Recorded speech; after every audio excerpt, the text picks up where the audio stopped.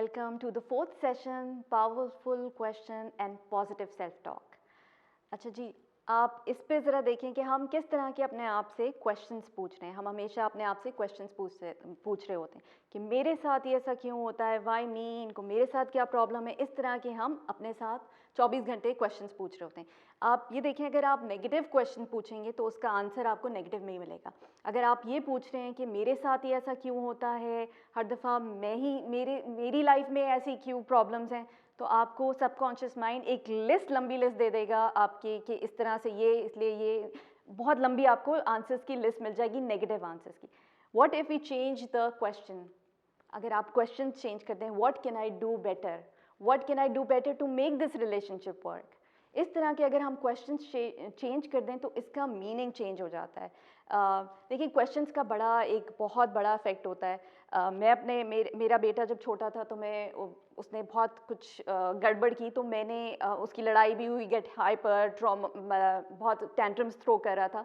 तो मैंने जो क्वेश्चन पूछा वो why did you do this, जब वाई का क्वेश्चन किया तो वो डिफेंसिव हो गया, जस्टिफाई करने लगा और ब्लेम करने लगा अपनी बहन के ऊपर। तो देन आई थॉट कि I should reframe my question and I reframed the question and to ask him what made you do this. जब मैंने ये पूछा what made you do this, तो वो फिर उसने अपने ऊपर रिस्पॉन्सिबिलिटी ले ली। I got mad, I got angry because ठीक है, बाद में वो ब्लेम गया, बट पहले उसने एक्सेप्ट किया that he did wrong, that something triggered him. तो हमेशा जब भी आप वो करें, वाई का क्वेश्चन करेंगे तो आप डिफेंसिव पे हो जाएंगे। आप ये इस तरह के क्वेश्चन करें, what can I do better, what made me do this. अपने ऊपर रिफ्लेक्ट करें and ask yourself some powerful questions. मैं आपको एक एग्जांपल देती हूँ। एक 8th ग्रेडर था, वो नए स्कूल में गया। एक और बुली था, उसको मारपीट हुई, उसने उसकी नाक तोड़ दी, गुस्से में आगे लड़ाई में आके, तो उसको बड़ा गुस्सा आया। वो गया, उसने अपने फादर की गन निकाली, उसने कहा मैं तो छोड़ूंगा नहीं आज उसको।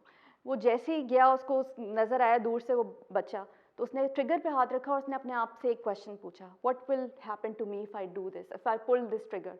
तो उसके माइंड में जो इमेज आई वो एक जेल में, बुरे हालों में। तो उसने डिसाइड किया, जो पेन था जेल जाने का वो ज़्यादा था रिवेंज लेने से। तो उसने डिसाइड किया कि मैं नहीं करूँ ये, और वो करें। इसीलिए जब भी कोई नेगेटिव सिचुएशन हो, जब भी कोई इस तरह की सिचुएशन हो, अगर हम एक पावरफुल क्वेश्चन अपने आप से पूछ लें तो हम बहुत बड़ी मुसीबतों में और रिग्रेट से बच जाएंगे।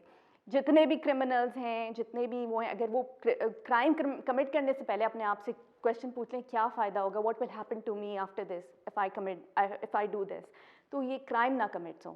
तो asking powerful question is very important. जब भी कोई प्रॉब्लम हो, 1 मिनट के लिए आप सोचें और अपने आप से एक पावरफुल क्वेश्चन करूँ, what will happen to me, इसका फ़ायदा क्या होगा, why am I doing this, what can I do better, what options do I have. इस तरह के क्वेश्चंस पूछें अपने आप से।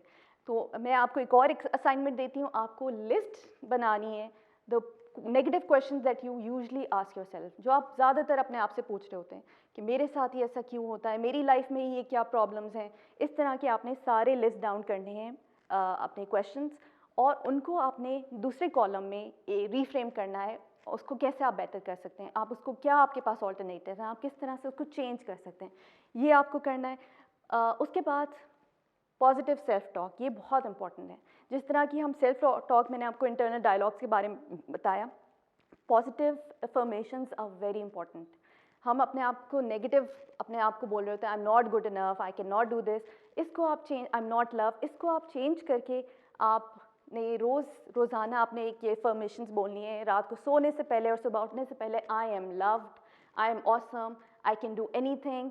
इस तरह की आपने अफर्मेशंस अपने आप को पॉजिटिव बोलनी है। जब आप ये आप बोलना शुरू करेंगे, शुरू में आपको लगेगा थोड़ा सा अनफेमिलियर कि ये क्या, this is not real, but आप आहिस्ता आहिस्ता उसको अपने सबकॉन्शियस माइंड में आपने उसको ऑटो में लेकर आना है।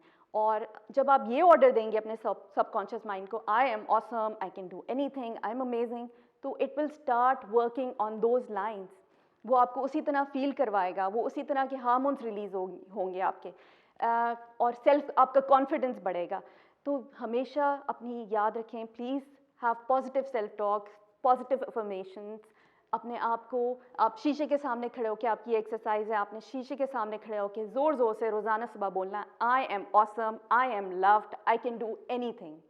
तो ये आपको ये 2 एक्सरसाइजेज आपको नहीं, एक तो आपने क्वेश्चंस अपने पूरे लिस्ट डाउन करने, उसको रिफ्रेम करना है, नेक्स्ट लिस्ट में नेक्स्ट कॉलम में आपने लिखना है कि उसको आप कैसे चेंज कर सकते हैं, पॉजिटिव कर सकते हैं, और एक अफर्मेशन अपनी बना लें, एक लाइन बना लें कि I am incredible, I am awesome, I am love, I can do anything in this world.